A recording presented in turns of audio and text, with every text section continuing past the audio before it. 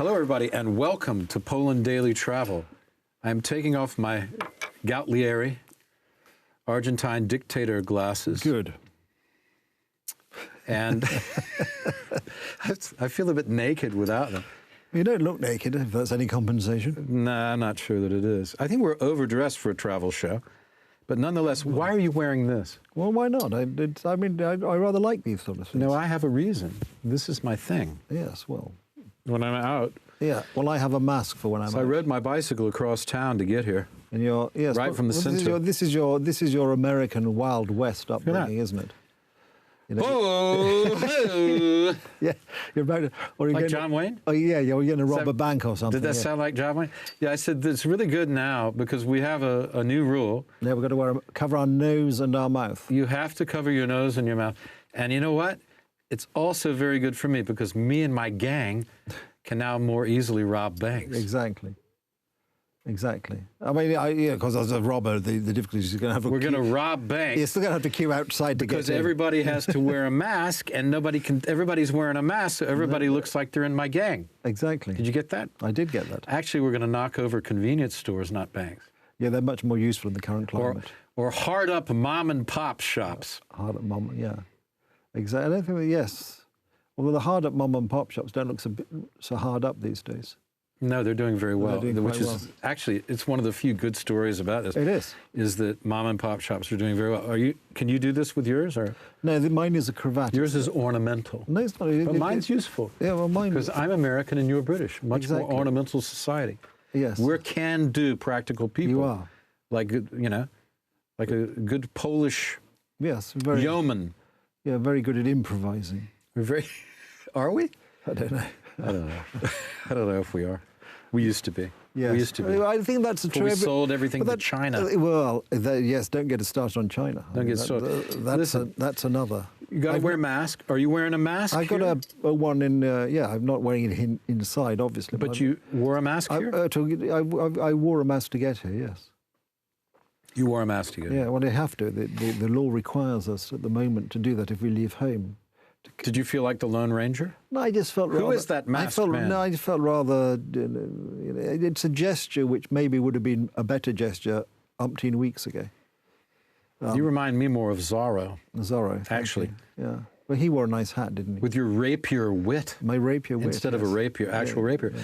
No, but I thought that we were going to have to wear a mask, so I got out my Halloween mask, that's the thing.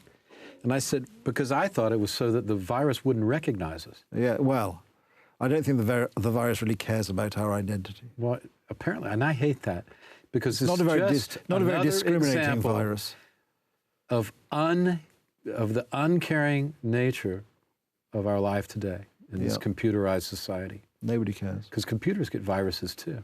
They do. That's why Has anyone made the connection? Yeah, they have. Some people said instead of Bill Gates sort of saying he's going to create a virus, why doesn't he just get rid of the viruses on his own computer and his own software first? Correct. It's been sort of one of the less kind remarks about him. Yes. I mean, I think, yes. I mean, but the point about these viruses, of course, they travel. And if you think He's become an evangelist. He's almost like a religious figure. Well, I suppose when you have that amount of money and you sort of... He's a religious figure. It gives you this ability to...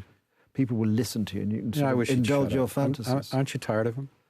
Well, no, not particularly. I would draw a distinction between people like him who've actually created their own business ultimately and made a lot of money, and some of the others who have sort of really are glorified MBA bureaucrats. He didn't do it all on his own. No, but it was all government technology that existed and was paid for and created by the U.S. government that he just took and created this. He just saw the link, the missing link. He didn't invent it, is my point. No, but he's no Thomas Edison. He saw the missing link. He's he's the missing link? Yeah, he saw the missing link between software and hardware. He's no Nikola Tesla.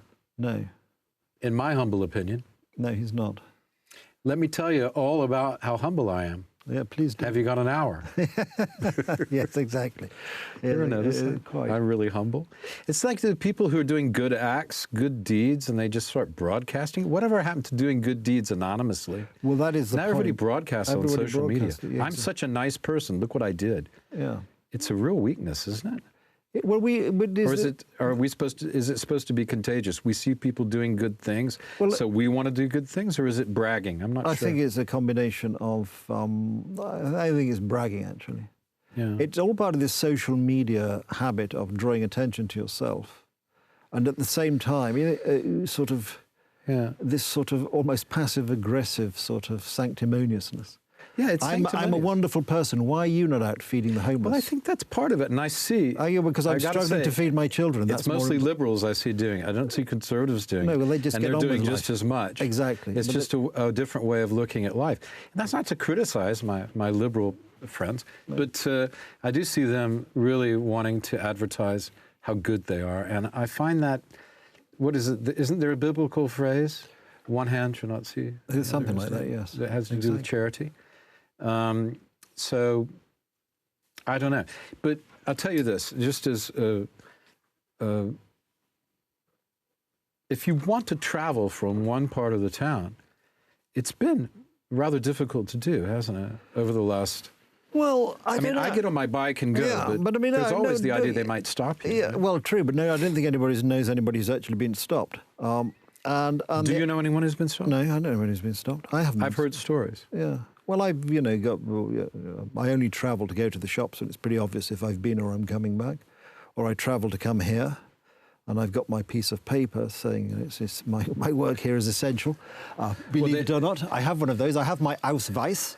Ausweis? Ausweis, yes. Good Lord, that sounds like some papers that I need to be carrying. Yeah, exactly. Well, you don't need to, actually. The government specifically said you don't need them, but I had some given them just in case. Because, sometimes the police, the individual men you meet on the beat, are not necessarily...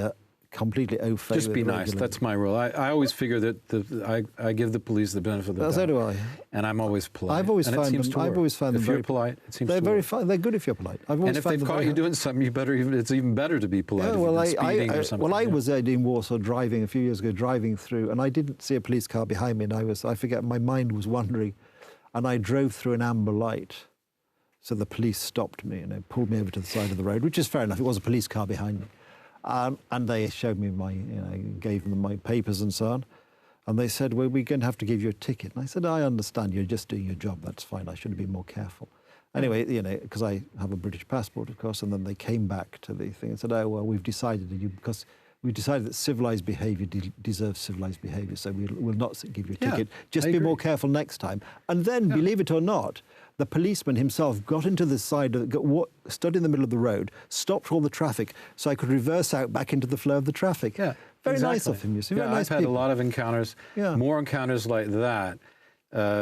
If you get one-on-one, in big crowds, police tend to be a little more surly because they're getting a lot of aggravation. Yes, too. But on a one-to-one basis, so they're just ordinary people doing the job like everybody else. And I suspect they do not get a lot of, civilized behaviour from.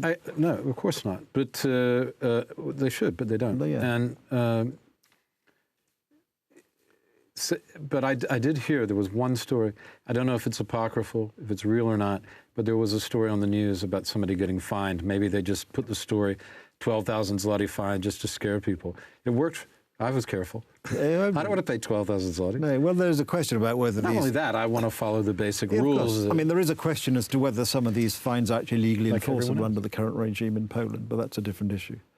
By the time you've tested it in court, life will have moved on and it'll be, Well, life's going to move on. Exactly. Life's going to move on. We're waking up. And let's hope by the next time we're in the studio that things will have been opened up more and we'll be able to talk about that walk in the forest or that walk in the park. Well, from Monday, you would be able to walk in the forest. Or maybe we'll go bicycling. Yes, you would be able to cycle. Should we go cycling? Yes, we should. Okay. Poland daily cycling. We'll work on our good health because they say the sunshine, and which we have increasingly more, spring is here, and May is right here upon us, that we should be out in that sunshine and fresh air. We should. So we'll do it. Exercise is good for you. Okay, Poland Daily Travel, giving you tips about how to survive the lockdown, at least how we're doing it, and be nice to the police and be nice to the officials. Their job isn't easy either. Okay, that's all from Poland Daily Travel, from me and from Nick. thanks for being with us. Thank you for having me. See you on the next thrilling installment, and I hope that soon we're going to be out and about again, at least in some green space, so we can show you some of the beauty of this country. Thanks for watching.